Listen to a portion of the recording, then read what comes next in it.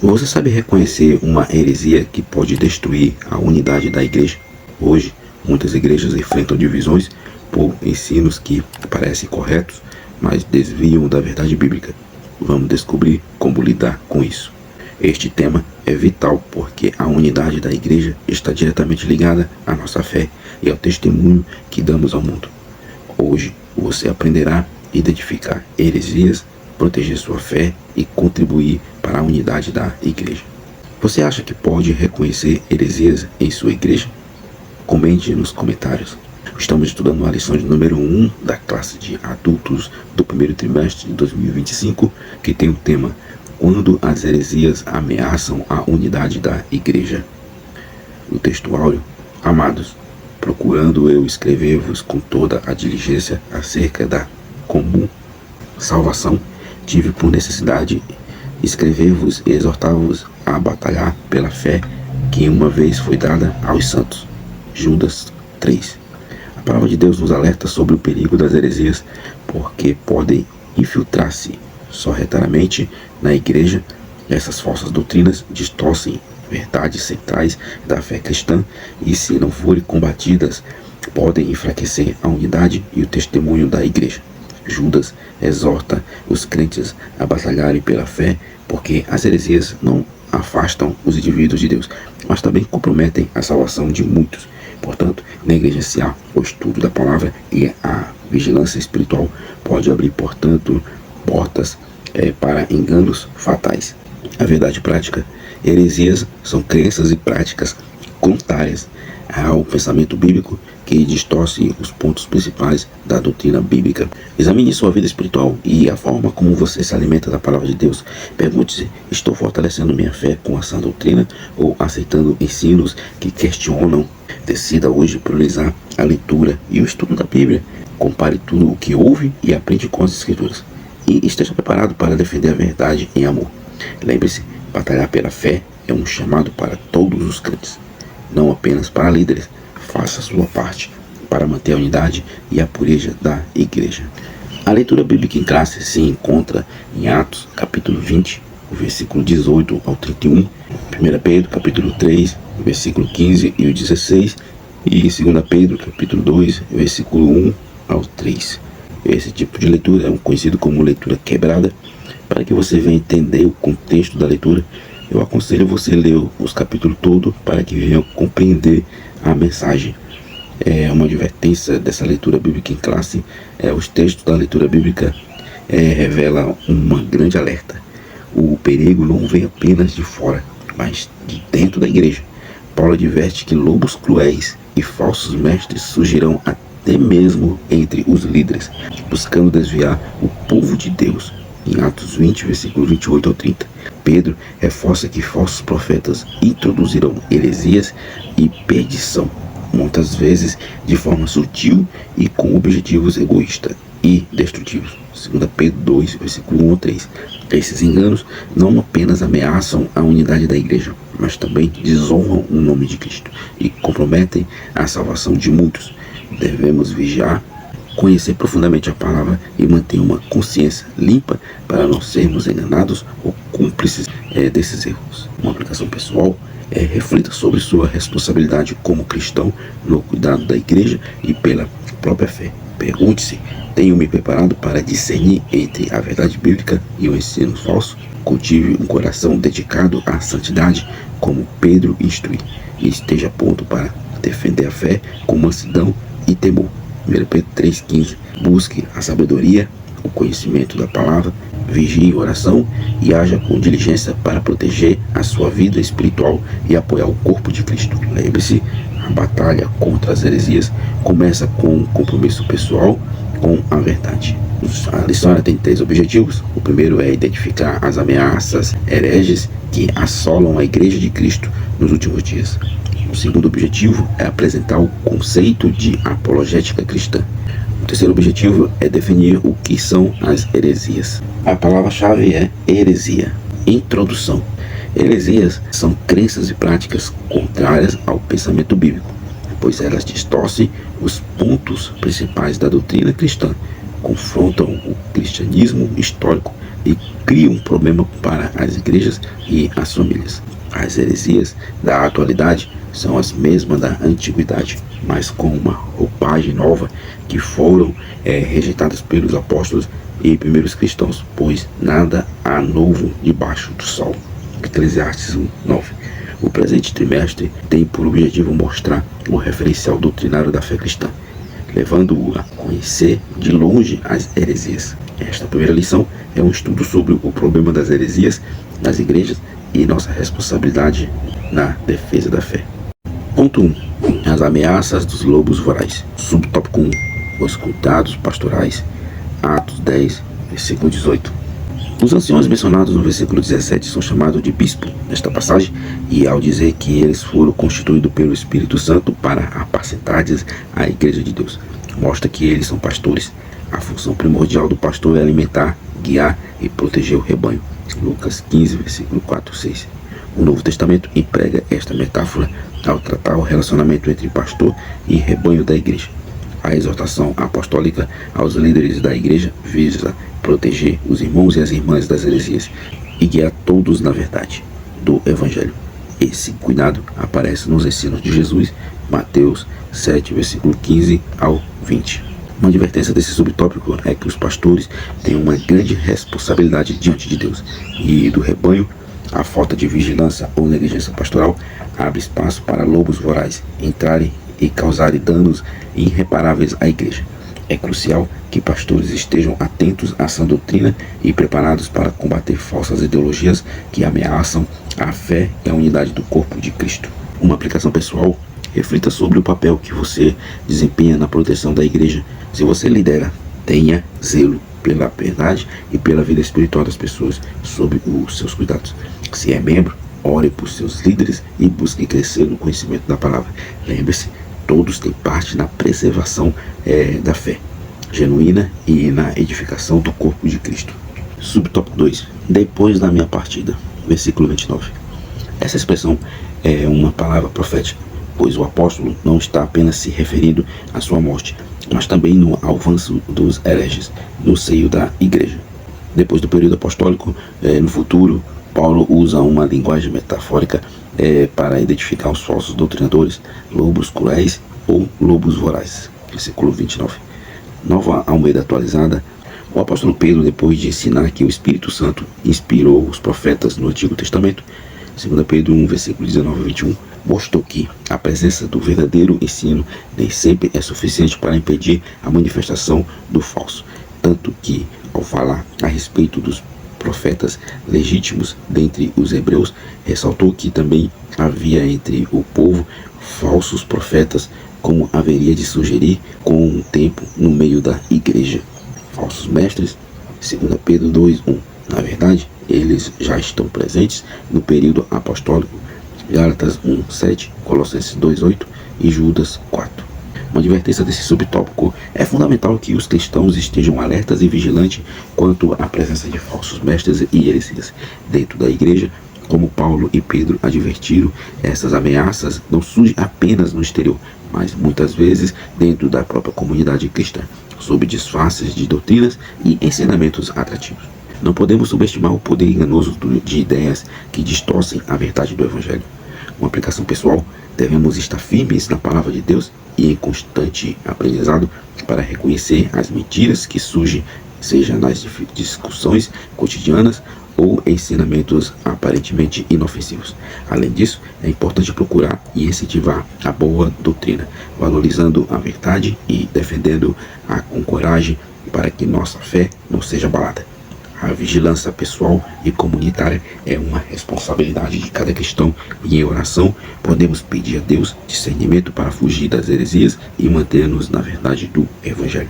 O subtópico 3, a origem dos falsos mestres. 2 pontos surpreendentes nesta parte do discurso nos chamam a atenção. Primeiro, os lobos vorazes surgem de dentro da própria igreja, dentro de vós mesmo. E segundo, se levantarão homens que falarão coisas perversas para atraírem os discípulos após si. Os discípulos deles ainda estão por aí.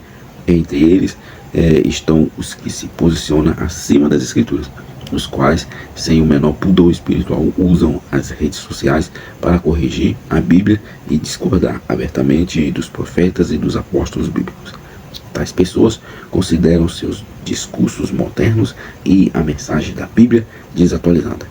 Em razão disso, oferece um novo evangelho, 2 Coríntios 11, versículo 13 ao 15. Em face disso, vemos a importância de estudar um campo da teologia denominado de apologética para orientar os crentes dos dias atuais. Uma advertência: o surgimento de falsos mestres de dentro da própria igreja é uma realidade preocupante. Muitas vezes, aqueles que se levantam com discursos sedutores e modernos parecem inofensivos, mas, na verdade, estão distorcendo a verdade bíblica. Esses falsos mestres podem ser difíceis de identificar, pois falam com autoridade e usam as redes sociais, criando um campo fértil para disseminar heresias. Devemos estar vigilantes e discernir, pois a verdade cristã não deve ser moldada pela tendência do mundo, mas pela palavra de Deus. Uma aplicação pessoal: como cristãos podemos aprofundar nosso conhecimento nas Escrituras e buscar orientação de líderes espirituais que, com humildade, ensinem a palavra verdadeira em um mundo onde as informações estão tão acessíveis e essenciais. Aplicar o princípio da apologética para defender nossa fé e não ser levado por ideologias ou doutrinas que não correspondem ao Evangelho. Estudar a Bíblia, orar e se fortalecer espiritualmente são formas de nos prepararmos para identificar e resistir aos falsos mestres. Ponto 2. O que é apologética? Subtópico 1. Definição. 1 Pedro 3,15. Apologética cristã é a defesa lógica e racional da fé cristã e suas práticas doutrinárias. O termo vem do substantivo grego apologia, que literalmente significa defesa, resposta. O termo grego traduzido por responder e preparados para responder com mansidão, em 1 Pedro 3,15, é apologia. Numa tradução literal, é sempre preparados para uma defesa. A versão bíblica chamada de Nova Versão Transformadora emprega o verbo explicar assim, sempre preparados para explicá-la. A apologética mostra que o cristianismo é racional, os dados da revelação podem ser explicados de maneira metodológica e sistemática, portanto aceitável. Jesus disse que devemos amar a Deus de todo o nosso coração e todo o nosso entendimento. Marcos 12:30. Isso ensina que devemos amar a Deus por completo, com o corpo, a alma, as emoções e o intelecto. Uma advertência desse subtópico: é crucial que, ao defendermos nossa fé, façamos isso de maneira racional e respeitosa, evitando atitudes de arrogância e confronto agressivo. O verdadeiro espírito apologética cristã não é apenas convencer, mas também mostrar com humildade e clareza a razão da vossa fé, como ensinado em 1 Pedro 3,15. Devemos estar preparados para responder com mansidão aos questionamentos, não com base em emoção ou disputas vazias, mas com conhecimento sólido nas Escrituras. Uma aplicação pessoal: como cristão, devemos sempre estar preparados para explicar a nossa fé, buscando entender não apenas os fundamentos da Bíblia, mas também como comunicar esses princípios de forma acessível e eficaz. Isso envolve estudar as Escrituras, aprender com os exemplos de Jesus e dos apóstolos e estar abertos a diálogos saudáveis com aqueles que questionam ou discordam de nossa crença. Lembre-se de que cada interação é uma oportunidade de mostrar a racionalidade e profundidade do Evangelho, não apenas por palavras, mas também por um comportamento que reflete o amor de Deus. Subtópico 2. A que defesa Pedro se refere? Versículo 16. Há quem argumente que essa defesa seja uma resposta a uma acusação, visto que essa mesma palavra apologia aparece nesses sentidos no Novo Testamento, como defesa de acusação, tanto formal, Atos 22, versículo 1 e 25, versículo 16, como informal, 1 Coríntios 9, versículo 3, 2 Coríntios 7, 11 e Filipenses 1, versículo 7 e 16. O versículo 16 fala do bom testemunho cristão, que serve para provar a inconsistência das acusações contra os crentes, mas não parece ser esse o caso, porque defesa, resposta ou explicação nessa passagem é sobre a razão da fé dos cristãos. Isso diz respeito à doutrina cristã, ainda que Pedro esteja se referindo à resposta a uma acusação formal num ambiente hostil, não deixa de ser uma oportunidade para a defesa da fé cristã, como aconteceu com o apóstolo Paulo diante de Festo. Atos 26, versículo 24 e 25. E de Agripa, na mesma audiência, Atos 26, 27 ao 29. Uma advertência desse subtópico: é importante estar preparado para dar uma resposta firme e fundamentada sobre a nossa fé, especialmente em tempos de oposição. A defesa de Pedro nos exorta a praticar não deve ser apenas uma reação às acusações, mas uma demonstração clara e coerente da razão pela qual cremos. O bom testemunho cristão é essencial para desmascarar as falácias e heresias que surgem, pois a forma como nos posicionamos pode ser a chave para influenciar positivamente os outros. Uma aplicação pessoal: cada cristão deve buscar conhecimento profundo das Escrituras e estar preparado para falar sobre sua fé com clareza e respeito, quando confrontando com questões difíceis ou acusações sobre a fé. Podemos usar esses momentos como oportunidades para fortalecer nossa compreensão e testemunho.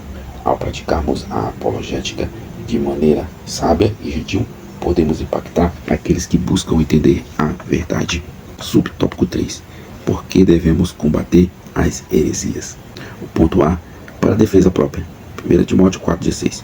Os cristãos devem estar informados daquilo que os vários grupos ensinam e saber a forma de refutá-los biblicamente. Ponto B, para ajudar os outros na compreensão da própria fé, principalmente os que rejeitam pontos fundamentais da fé cristã, e muitas vezes de forma inconsciente, pois sabemos que existem muitas pessoas sinceras, as quais buscam servir a Deus e precisam conhecer a sua palavra. Tito 1, versículo 9. Esse debate sobre as crenças deve ocorrer de maneira respeitosa e com argumentos e fundamentação bíblica, respondendo às objeções contra a fé cristã. O êxito desta luta é garantido quando se está nos domínios do Espírito Santo. João 16:3. Uma advertência desse subtópico: devemos ter cuidado ao combater heresias, pois sem a devida sabedoria e maturidade podemos cair no erro de nos tornar agressivos ou arrogantes. A defesa da fé deve sempre ser feita com respeito, humildade e amor, pois o objetivo não é vencer discussões, mas levar as bênçãos ao conhecimento da verdade bíblica. Uma aplicação pessoal: como cristãos, precisamos estudar e conhecer profundamente as Escrituras para estarmos preparados para combater. Uma aplicação pessoal: como cristãos, precisamos estudar e conhecer profundamente as Escrituras para estarmos preparados para combater heresias e, mais importante ainda, para ajudar os outros a compreenderem a verdadeira fé. Isso requer um compromisso diário com a leitura bíblica, oração e a busca pelo discernimento do Espírito Santo, para que possamos ser instrumentos de Deus na edificação do corpo de Cristo. Ponto 3. O que são heresias? Subtópico 1. Seitas e heresias. A palavra aereses no Novo Testamento grego é traduzido como seita. Atos 5:17, o capítulo 15, versículo 5, o capítulo 24, versículo 5 e o capítulo 28, versículo 22. E heresias, 1 Coríntios 11:19, Gálatas 5:20 e 2 Pedro 2:1. É verdade que o cristianismo foi também chamado de seita, mas por não cristãos, pessoas que não conheciam as verdades do Evangelho de Cristo e que se opunham a ele. Atos 24, versículo 5 ao 14 e o capítulo 28, versículo 22. A palavra seita é usada para designar as religiões heterodoxas. É um termo já desgastado, trazendo em si muitas vezes um tom pejorativo, por isso devemos saber quando aplicá-las. Uma advertência: devemos ter cuidado ao utilizar o termo seita, pois muitas vezes ele pode ser carregado de um pejorativo, o que pode gerar desinformação e conceitos. O cristianismo também foi rotulado como uma seita por aqueles que se opunham à verdade do Evangelho. Ao usarmos essa palavra, precisamos estar atentos ao contexto e à forma como ela pode afetar a comunicação da mensagem cristã. Uma aplicação pessoal: é fundamental que, ao nos referirmos a outras crenças ou doutrinas, sejamos sensíveis e respeitosos, mesmo quando discordamos.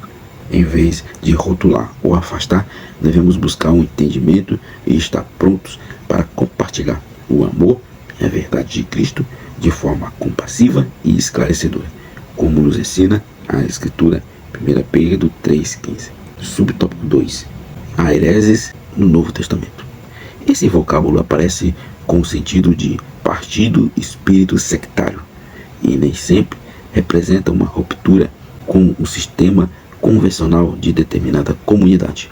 Os saduceus e os fariseus eram seitas que provavam facções dentro do próprio judaísmo.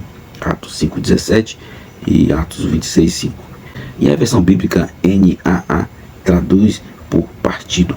Paulo adverte para que não haja no seio da igreja essas divisões, a hereses, e condena as inovações doutrinárias que causam divisão ou dissensão. 1 Coríntios 11,19, Gálatas 5,20. Uma advertência: devemos estar atentos para não permitir que divisões doutrinárias ou facções se formem dentro da igreja. O espírito de partido ou seita, como descrito nas Escrituras, pode surgir quando há inovações ou alterações na doutrina cristã que, em vez de unir, afastam os membros do corpo de Cristo. A dissensão e a contenda são prejudiciais à saúde espiritual da igreja e deve ser evitada a todo custo. Uma aplicação pessoal: como cristão, somos chamados a viver em unidade, com o mesmo propósito de servir a Deus e proclamar a sua palavra. Devemos cultivar um espírito de harmonia e respeito, evitando qualquer atitude que leve à divisão. Ao nos depararmos com ideias que contrariam a verdade bíblica, é nossa responsabilidade rejeitá-las e manter a fidelidade ao ensino das Escrituras, para que a igreja continue a crescer no amor e na fé. Subtópico 3. Heresias de perdição. 2 Pedro 2,1. É nessa passagem que a hereses apresenta o sentido de erro doutrinário como a heresia, propriamente dita no campo teológico que nos conhecemos hoje. As heresias distorcem os pontos principais da doutrina cristã no que diz respeito a Deus, Trindade, o Senhor Jesus Cristo e o Espírito Santo, ao ser humano, natureza, pecado, salvação, origem e destino, aos anjos, à igreja e às escrituras sagradas. O mais grave erro é quando diz respeito à divindade e interfere na salvação, pois não existe salvação sem Jesus. João 14,6 e Atos 4,12. Uma advertência: devemos ter cuidado com os ensinamentos que distorcem a essência da doutrina cristã, especialmente no que diz respeito à divindade e à salvação. Heresias que afetam a natureza de Deus, a identidade de Jesus Cristo ou o caminho para a salvação são extremamente perigosas, pois comprometem a base da fé cristã e podem levar a sérios enganos espirituais. Uma aplicação pessoal: como cristão, é essencial que busquemos um conhecimento profundo nas Escrituras Sagradas para identificar qualquer ensino que fuja da verdade bíblica. O estudo contínuo da palavra nos ajuda a fortalecer nossa fé e a proteger nosso coração contra as heresias que tentam distorcer a doutrina de Cristo.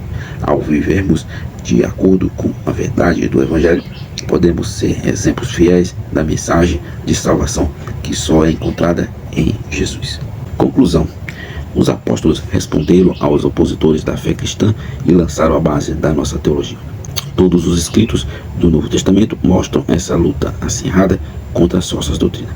É, pois, tarefa da igreja atual batalhar pela fé que uma vez foi dada aos santos. Judas 3. Finalizamos com a seguinte pergunta para reflexão: estamos a fazer pela verdade o que essas agentes das heresias fazem pela mentira? Você que ficou até aqui e aprendeu quando as heresias ameaçam a unidade da igreja, eu te convido a compartilhar esta lição com outras pessoas que precisam aprender a combater as heresias. Deixe seu like, comente, se não é inscrito, se inscreva no canal. Junte-se a nós a esse crescimento espiritual. Você vai encontrar devocionais, você vai encontrar lições bíblicas da escola dominical e estudos por temas. Deus os abençoe e até a próxima aula.